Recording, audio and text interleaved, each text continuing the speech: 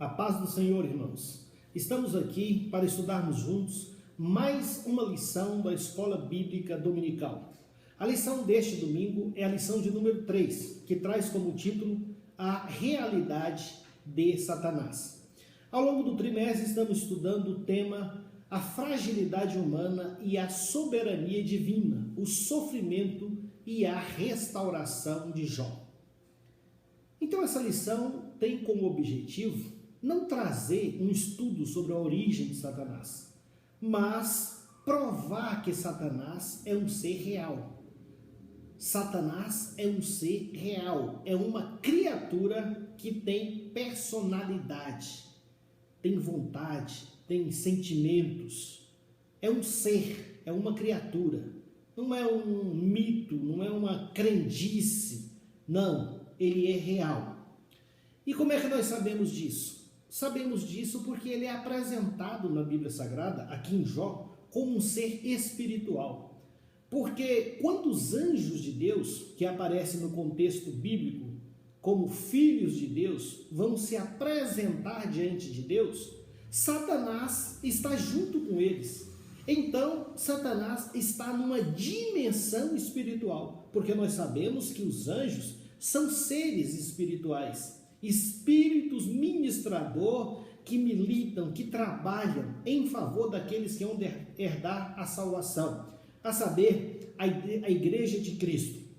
Então Satanás, ele é um ser real e é um ser espiritual. E não somente isso, nós vamos aprender nessa lição que ele interfere na vida humana. O seu objetivo é combater, se opor ao nosso Deus e à sua criatura principal nesta terra, que é o homem. E nós vamos ver nesta lição que todo o sofrimento de Jó decorreu de uma ação maligna. Satanás estava por trás de tudo. A Jó foi imposto um sofrimento terrível. Jó, em primeiro lugar, perdeu tudo quanto tinha. Ele era um dos maiores do Oriente e perdeu tudo quanto ele tinha. E não somente isso, ele perdeu também a sua família querida, perdeu seus filhos, né? Ficou desolado por causa da perda dos seus filhos e ainda, por fim, perdeu a sua saúde.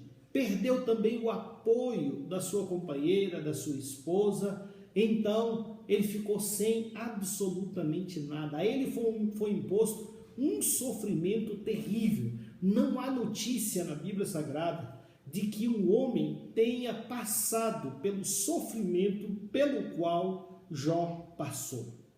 Mas Satanás, ele não é onipresente. É uma dedução que nós fazemos, porque quando Deus pergunta para ele, de onde vens? Ele fala que vem de rodear e de passear pela terra.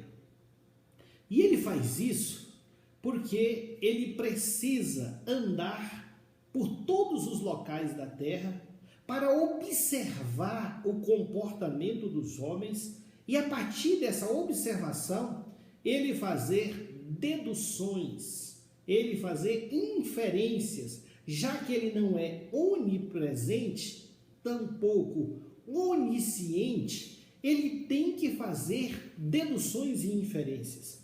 E através dos comportamentos, através do olhar de uma pessoa, através de um proceder da pessoa, através da vida de uma pessoa, é que Satanás vai traçar um perfil dessa pessoa. Não é um diagnóstico perfeito acerca da pessoa, porque no caso de Jó, por exemplo, Satanás errou, tinha a ideia equivocada acerca de Satanás. E isso nós vamos ver também nesta lição. Satanás, irmãos, na verdade, ele tem o maior sistema de informação.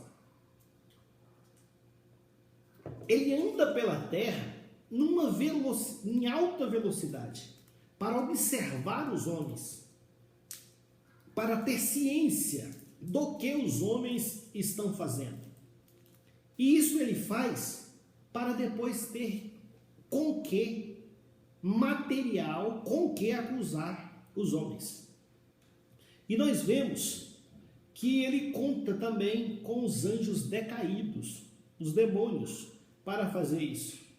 É por isso que os homens estão sempre sob vigilância do mundo espiritual. Tanto Deus como Satanás têm a ideia do que os homens estão fazendo na face da terra, quer sejam bons, quer sejam maus.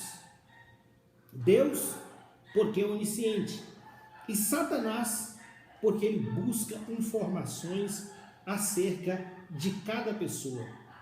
Mas como nós sabemos que Satanás tem um sistema de informação poderosíssimo, ora, se ele não tivesse, Deus não perguntaria para ele: observaste o meu servo Jó? Deus não perguntaria para ele. Deus perguntou para ele porque sabia que ele já tinha essas informações de quem era Jó. Porque se Satanás ele não vivesse passeando pela terra e rodeando a terra em alta velocidade e não contasse com o apoio dos demônios, ele poderia responder: Jó, mas quem é Jó? Onde ele mora? Ele vive em qual país? Mas não, de pronto ele respondeu. E não é porque Jó era um homem destacado. Mesmo se fosse outro homem, ele saberia responder. Ele teria uma informação acerca daquela pessoa. Então Satanás, irmãos, ele é muito astuto. Nós devemos tomar cuidado com o inimigo das nossas almas. Ele tem todas as informações. E Paulo sabia disso. E é por isso que nós lemos na palavra de Deus, em 2 textos bíblicos, Paulo, que tinha uma sensibilidade espiritual muito grande, autor de 3 epístolas do Novo Testamento, o homem que recebeu revelações as quais não poderia compartilhar com os demais homens, ele conhecia Satanás. E é por isso que o Espírito Santo, por intermédio dele, deixou registrado na 2ª epístola de Paulo aos Coríntios 2:11, porque não ignoramos os seus ardis. Nos versículos anteriores fica claro que ele está falando de Satanás. E ele está falando de perdão, que ele perdoa as pessoas, porque ele não ignora o ardil de Satanás. Então ele está fazendo uma relação entre perdão e ardil de Satanás. Quando um crente ele não perdoa o outro, ele pode cair num laço, ele pode cair numa condenação. Mas o fato que nós queremos frisar é que nós não podemos ignorar os ardis de Satanás. Também Efésios 6:11, revesti-vos de toda a armadura de Deus, para que possais estar firmes contra as astutas ciladas do diabo. Então, primeiro o ardil, e agora as astutas ciladas. Ardil, numa definição do dicionário, é a ação que visa iludir, lograr, armação, cilada. E astuto é aquele que é hábil para fazer maldades. Então, Satanás, ele tem os seus ardis. Satanás é astuto desde o princípio e arma para nós astutas ciladas. Então, nós devemos tomar cuidado com isso e conhecer o nosso inimigo. E Satanás, como vamos deixar demonstrado nessa lição, é um ser real, astuto e ardiloso. Mas Satanás não é um ser autoexistente, é um ser criado. Ele não tem autonomia. Deus criou Satanás. Mas quando criou Satanás, ele não era Satanás, já que Satanás significa opositor, adversário. Satanás, quando foi criado perfeito. E é o que nós vamos ver na palavra de Deus.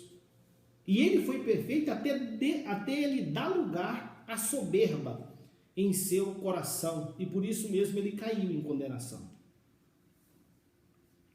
Mas o que vemos em Isaías 14, do versículo 12 ao 14, é o seguinte texto: Como caíste do céu, ó estrela da manhã, filha da alva, como foste lançado por terra,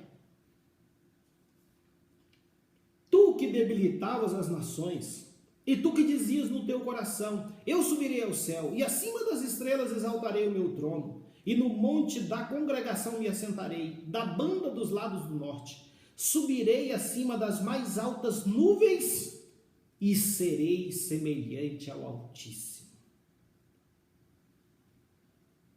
Esse era Satanás antes da queda, no momento em que deu lugar no seu coração à soberba, ao desejo de ser semelhante a Deus, quiçá maior do que Deus.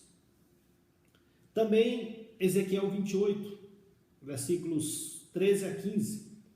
Estavas no Éden, jardim de Deus, toda pedra preciosa era a tua cobertura, a sardônia, o topázio, o diamante, a turquesa, o ônix, o jaspe, a safira, o carbúnculo, a esmeralda e o ouro. A obra dos teus tambores e dos teus pífaros estava em ti. No dia em que foste criado, foram preparados.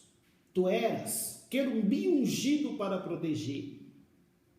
E te estabeleci, no monte santo de Deus estavas, no meio das pedras afogueadas andavas. Perfeito eras nos teus caminhos, desde o dia em que foste criado, até que se achou iniquidade em ti. E que iniquidade é essa? Soberba, orgulho. Foi encontrado no coração desse querubim da guarda real, desse anjo de luz. Nós não vemos aqui na Bíblia Satanás sendo chamado de Lúcifer, mas numa tradução, esse versículo 12 de Isaías 14, aparece Lúcifer. Como caíste, estrela do céu? Aqui onde está, ó estrela da manhã, ó Lúcifer. Lúcifer vem da expressão latina lux, que é luz, e fero, que quer dizer carregar. Então, aquele que carrega a luz. Lúcifer significa portador de luz. Então, esse que era o portador de luz passou a ser o pai da mentira, o rei das trevas, porque escolheu o caminho do pecado. E então, como vingança, ele passou a ser o adversário. E ele, que não pode se levantar contra Deus, houve por bem atacar a coroa da criação de Deus, o objeto do amor maior de Deus, o homem. Você e eu somos a menina dos olhos de Deus. E Satanás, sabendo disso, fez com que o homem pecasse e ainda procura de dia e de noite destruir a vida deste homem. E uma coisa interessante que nós vemos, que quando Satanás ele aparece aqui no livro de Jó, ele aparece juntamente com os filhos de Deus. Os filhos de Deus, ali quer dizer os anjos. Ele aparece junto com os anjos para se apresentar diante de Deus. E aí começa a surgir uma questão: Satanás tem acesso ao céu, morada de Deus? Ele tem acesso ao trono de Deus? E a resposta só pode ser não. Deus habita na luz inacessível. E Satanás não poderia estar ali. A Bíblia não fala que Deus estava no seu trono, mas diz que aqueles seres, anjos e Satanás, estavam se apresentando diante de Deus. Mas Deus pode estar em qualquer lugar. Basta vermos na Bíblia Sagrada as teofanias, onde Deus se apresenta, ele aparece. Então, alguém pode se apresentar diante de Deus fora da habitação natural de Deus. E o texto não diz que Deus está na sua morada eterna, no seu trono, quando os filhos de Deus se apresentam diante dele. De modo que nós somos levados a concluir que Satanás se apresentou sim diante de Deus, mas não no céu de Deus. E mais, Deus tinha plena consciência de que ele estava ali. E ele só estava ali também porque Deus permitiu. E Deus já sabia o que iria acontecer. Deus nunca, irmãos, é pego de surpresa. Ele tem o controle de todas as situações. Não teria como Satanás entrar de forma subreptícia no céu, de forma velada, que Deus não soubesse e fosse surpreendido pela presença de Satanás ali. Não, jamais. Ele se apresenta ali, mas Deus sabe que ele está ali. Tanto isso é verdade que quem inicia o diálogo com Satanás é Deus. Não é Satanás que inicia o diálogo com Deus, é Deus que inicia o diálogo com Satanás. E nesse diálogo, Deus vai se gabar de Jó, vai dar um testemunho de Jó. Observaste tu, meu servo Jó? E fala sobre os predicados de Jó. Era um homem reto, era um homem temente a Deus, era um homem que se desviava do mal, era um homem que se destacava dos demais homens, e não havia ninguém semelhante a ele. E Satanás vai procurar justificar isso. E como que ele vai tentar justificar? Ele vai com uma frase: porventura teme a Deus, porventura teme a Deus Jó debalde. Essa palavra debalde significa em vão. Aparece mais de uma vez na Bíblia. Todas as vezes que você vir a palavra debalde, você tem que se lembrar que significa em vão. E o que Satanás está a dizer é: será que Jó serve a Deus em vão? Olha a malícia. Olha a malícia. Ele quer dizer o seguinte: olha, desse jeito aí qualquer um serve a Deus. Tu o cercasse de bens, ele é rico, ele é o maior do Oriente, tem uma família maravilhosa, assim fica fácil te servir. Então ele faz ali uma acusação. E infelizmente, irmãos, e nós temos que falar isso, nós vivemos numa geração não só de crentes, mas de pastores, pregadores, igrejas inteiras, cujo mote é servir a Deus para ganhar algo. Você tem que vir para Deus para ter algum proveito. Essa é a proposta. Igrejas que não pregam o evangelho da salvação, o evangelho de Deus. Igrejas que pregam apenas barganha. Se você vier para cá, você vai ficar rico. Se você vier para cá, a tua empresa vai prosperar. Se você vier para cá, você vai ser curado. Se você vier para cá, a tua família vai ser abençoada, vai estar unida, vai estar em harmonia. É uma troca. E não se fala nada sobre salvação eterna da alma do homem, não se fala nada sobre obediência, não se fala nada sobre santidade.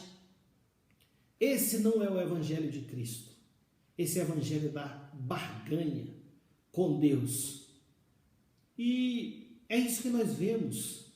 Essa doutrina é uma doutrina satânica. Ela é satânica porque desde o princípio esse é o pensamento de Satanás. A pessoa tem benefícios materiais e por isso ela serve a Deus. Não pode ser assim, não deve ser assim. Então, as pessoas não podem estar na casa de Deus apenas com a esperança de receber algo nesta vida. E aí os irmãos me perguntam, mas e por que Deus, sendo onisciente, ele aceitou esse desafio de Satanás?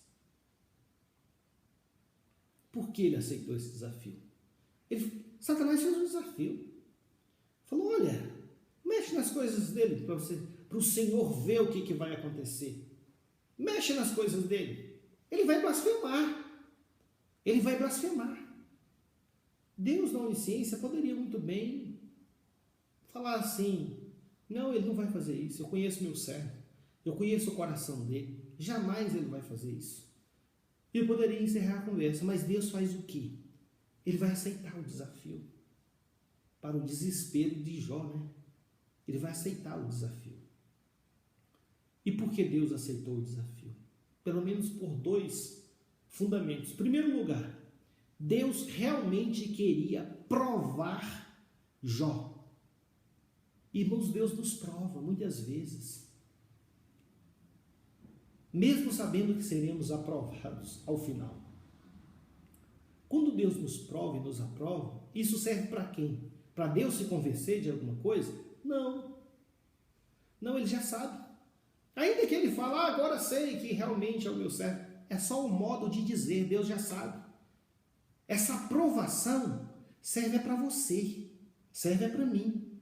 Porque cada vez que nós somos provados e somos aprovados, nós nos fortalecemos mais na presença de Deus, nos solidificamos na fé, os nossos pés ficam mais fincados, firmados na rocha que é Cristo. Quanto mais o crente é provado e aprovado, mais firme ele fica, mais sólido ele fica na presença de Deus. E Deus queria provar Jó para aprovar. Deus não tenta ninguém. O diabo tenta para derrubar. O diabo tenta para fazer o crente cair. Mas Deus a ninguém tenta, e do mal não pode ser tentado. Alguém pode falar que Deus foi tentado por Satanás. Não. Deus não pode ser tentado pelo mal. Você vai ver isso na epístola de Tiago. Não pode ser tentado. E Deus a ninguém tenta. O diabo tenta para derrubar. Deus prova para aprovar.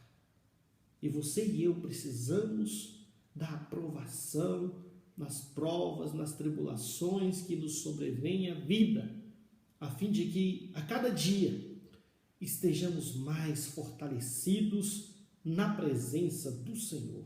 Então, primeiro fundamento, por que Deus aceitou o desafio? Queria provar e aprovar Jó. Segundo, queria provar que Satanás estava errado, e não somente errado em suas acusações em relação a Jó. Porque se nós observarmos aqui, Deus queria provar que Satanás estava errado em suas acusações. E por que eu falo acusações e não acusação? Porque tem duas acusações aqui. A primeira acusação é dirigida a Jó. Satanás está acusando Jó que ele só servia a Deus por interesse. É uma acusação. Fala, olha, tira os bens dele, tira a saúde dele, para ver se ele não blasfema de ti. É uma acusação. Está querendo dizer o quê? Ele só serve a ti por causa dos bens. Ele só serve a ti enquanto ele está com saúde. É uma acusação. Deus queria provar que ele estava errado na sua acusação em relação a Jó. Mas ele também fez uma outra acusação. Uma acusação dirigida a Deus. E que acusação era essa? Acusação que Deus teria comprado com os bens materiais a lealdade e a fidelidade de Jó. Os irmãos podem ver que nessa frase ela é dupla. Quando eu falo, ele só está te servindo por causa da saúde dos bens materiais. Ele está cercado de bens materiais. eu estou querendo fazer acusação para ele só te serve por causa disso, e o senhor quer um servo que te serve assim, então o senhor foi e comprou a fidelidade e a lealdade dele com bens materiais. Aí Deus não aceitou, e aceitou o desafio. E ao final provou que Satanás realmente estava duplamente errado. Jó não servia a Deus por causa de interesse. E nem o Senhor Deus compra a fidelidade, a lealdade de quem quer que seja. Mas, voltando ao tema principal, sobre a realidade de Satanás, eu sempre costumo falar na escola dominical, fazer uma indagação, a quem interessa ignorar, que seja ignorada a existência de Satanás? Ao próprio Satanás. Os irmãos sabem que nos altos estratos da sociedade, as pessoas acreditam que o diabo é uma crendice popular, é um mito. E isso atende ao interesse do diabo. Por quê? Por que atende ao interesse do diabo? Porque quando você entende que o seu inimigo simplesmente não existe, você jamais vai se preparar para enfrentá-lo. É muito simples. Uma observação que eu sempre faço na igreja é que você não percebe, você não vê pessoas possessas com frequência na alta sociedade, mas nos lugares mais simples, mais humildes, tem sempre pessoas possessas lá, e as igrejas que estão em maior número nessa localidade estão sempre ali lutando, numa luta frontal e direta contra o reino das trevas. Mas isso não acontece na alta sociedade. Vez ou outra acontece um caso, mas não é normal. E eu tenho dito que isso é uma estratégia de Satanás. Ele prefere manter a alta sociedade na ignorância acerca da sua existência. Porque a alta sociedade teria uma condição melhor para buscar refúgio em Deus e fortalecer a obra de Deus. Então ele prefere agir com uma outra estratégia a fim de que aquelas pessoas também sejam dele. Mas ele não vai assustá-las, vai pegá-las de outro modo, nas ideologias, na ciência, mas nunca nesse confronto direto que nós estamos acostumados a enfrentar. Outra colocação que nós devemos falar, já dissemos que Satanás não é onipresente, não é onisciente. E queremos dizer que também ele não é onipotente. Ele não pode todas as coisas. Toda ação de Satanás, aliás, está limitada pelo próprio Deus. Se você ler os primeiros capítulos de Jó, você já vai ver isso. Satanás queria destruir os bens de Jó. Tinha que pedir autorização para Deus. Deus falou: você pode tirar os bens, mas não toca nele. Satanás queria tirar a saúde de Jó. Deus falou: olha, você pode tirar a saúde dele, mas não vai tirar a vida dele. Os irmãos perceberam uma limitação da ação de Satanás? E é assim mesmo. Satanás está limitado por Deus. Ele não é onipotente, ele não pode fazer o que ele quer, nem com a tua vida, nem com a minha vida. Deus pode permitir alguma coisa, mas nós não estamos entregues nas mãos do inimigo. Então aqui nós queremos afastar dois extremos. Quais são esses extremos? Primeiro extremo, que Satanás não existe, o diabo não existe. é um mito. O outro extremo, que ele existe, é super poderoso, faz oposição a Deus, impede igualdade. E nós estamos no meio desse fogo cruzado e ele pode fazer o que quiser conosco. Não é assim. Toda ação do inimigo está limitada por Deus. Uma das ações do inimigo, já que ele não pode fazer nada diretamente, é nos acusar. Por isso que o seu nome também é diabo, que significa acusador. E é caluniador também. Muitas vezes ele acusa injustamente, como fez com Jó. O livro de Jó não vai se ocupar de provar a existência de Satanás, mas ele revela a natureza maligna de Satanás ao acusar um homem inocente e atentar contra a vida dele.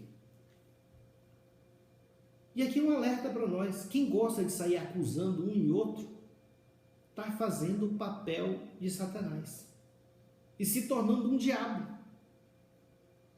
Existem inclusive crentes que vivem fazendo acusações a um e ao outro.